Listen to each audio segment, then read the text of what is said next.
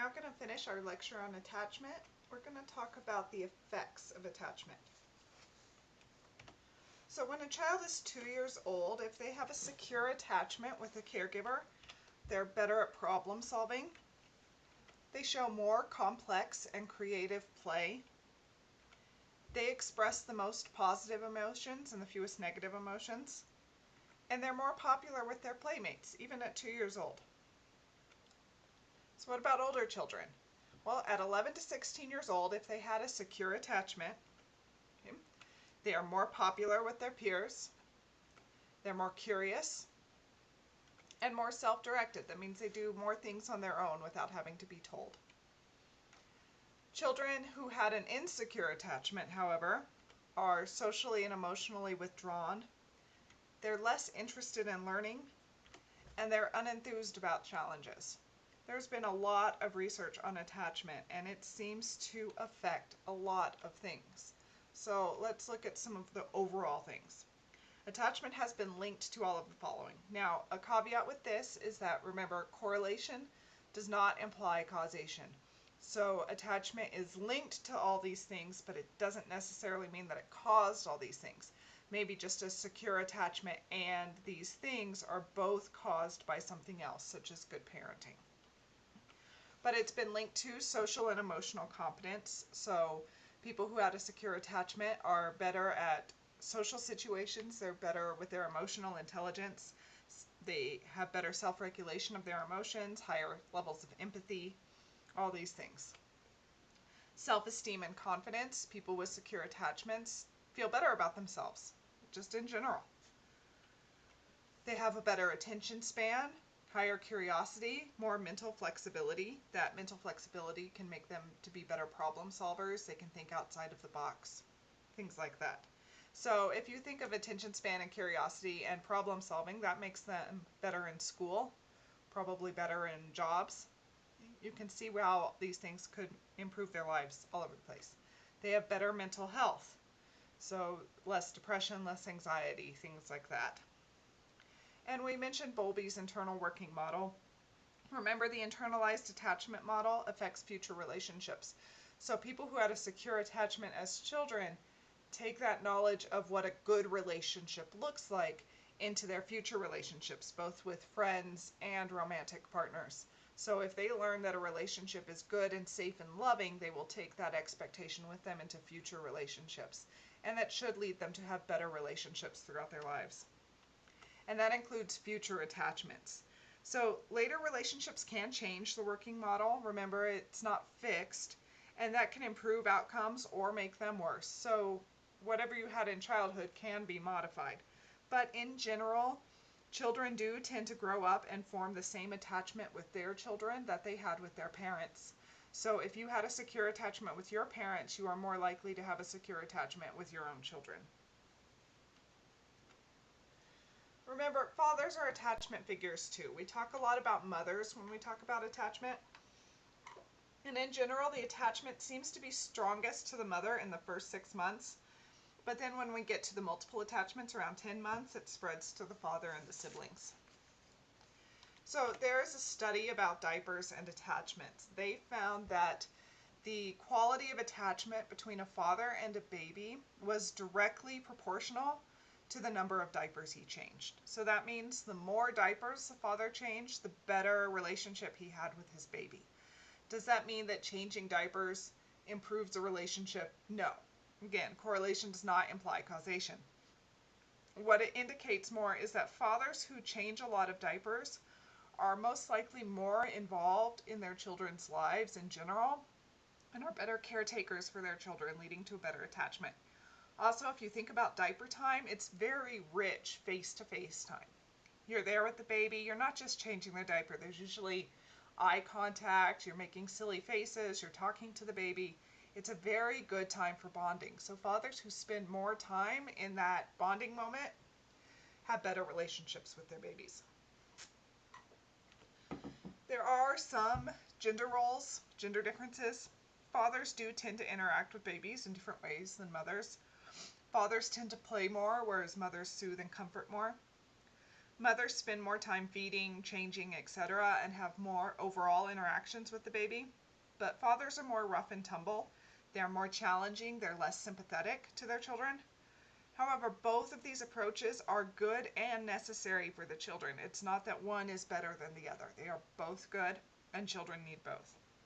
Babies who are under stress tend to seek out the mother more than the father, but in normal times when they're not stressed, they equally seek out both.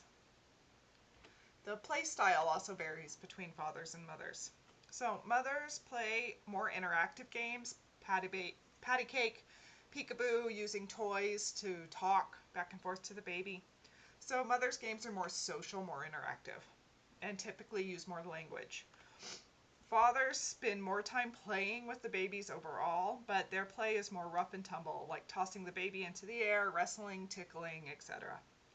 Both styles of play and interaction are important for babies. So they get more verbal play from mom and more physical play from dad. And both of these types of play are very important.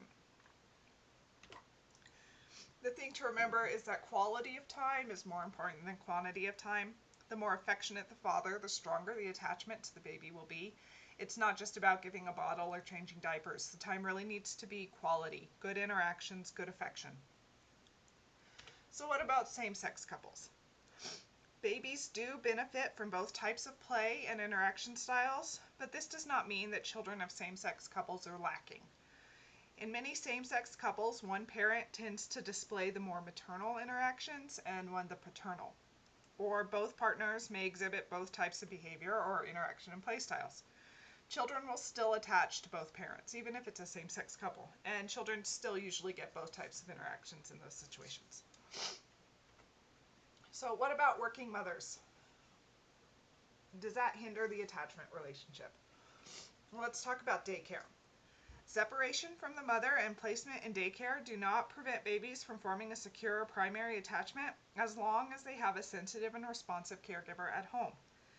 Babies younger than 6 months, when placed in full-time daycare, however, are more at risk for insecure attachment. Remember, they don't really get that good attachment to one person until about 6 months old. So they really need that constant primary caregiver until about that point. But one study did find that time in daycare only increases the risk of an insecure attachment when paired with parenting that is less sensitive and responsive. So what these studies seem to indicate is that a high quality daycare buffers children from the negative effects of being away from their parents. So you need good quality caregiving at daycare and affectionate and quality caregiving at home. So quality of care at home is what's really important. The outcome on the baby depends more on the quality of care at home than at the daycare. While home, as long as the mother is sensitive, attuned, consistent, affectionate, etc., a secure attachment should still form. Another thing that makes a big difference is the mother's attitude toward her work. Mother's attitudes toward work shape the attachment. Any resentment will negatively influence or negatively affect the bond between baby and mom. If a mother enjoys work and is fulfilled by it, her children will benefit too. Remember, whatever mom feels, the baby feels. So if mom likes work and comes home in a good mood because of it, her babies will benefit from that. But if the mother doesn't like work and comes home feeling resentful and exhausted and doesn't like it, then the babies will pick up on those negative emotions too. So think back to Bronfenbrenner's theory. A mom having a positive experience at work creates a more positive experience at home, which impacts the child. If you don't know Bronfenbrenner's theory, we're going to cover it in the next lecture. So, paid parental leave and secure attachment. Societies that have longer paid parental leave, both maternal and paternal, have higher levels of secure attachment. So Great Britain has about a 75% secure attachment rate, and their leave is up to 52 weeks, and it's paid up to 39 weeks at 90% pay.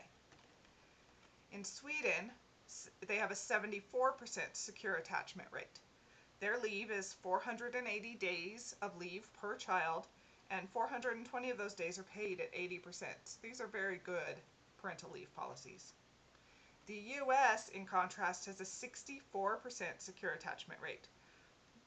Their leave we have no guarantees for parental leave in the United States. There is no law dictating what it should be. It's based on the companies. Low-income Americans only show a 50% secure attachment rate. And why do you think that is?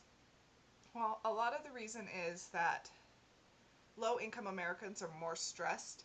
They're usually working more than one job, so they're spending less time at home with the child. They probably can afford less quality daycare when the child is away. So there are a lot of factors that come together that make it really hard for low-income Americans to bond with their babies. So here's a chart. These are different countries and the time they are allowed to have paid time off. So the US is the only developed country that does not mandate paid time off to women after they give birth. The only one. Look at how some of these countries compare. How many weeks a woman is able to take off work after she gives birth. The United States is the only one that doesn't give any time. Is this okay? So here's the discussion. Based on everything we've just learned about attachment, should we have guaranteed parental leave for mothers and fathers? If so, how long should it be? There's no easy answer to this, but I'm going to post this discussion question on Blackboard, and if you contribute to that discussion, I will give you some XP.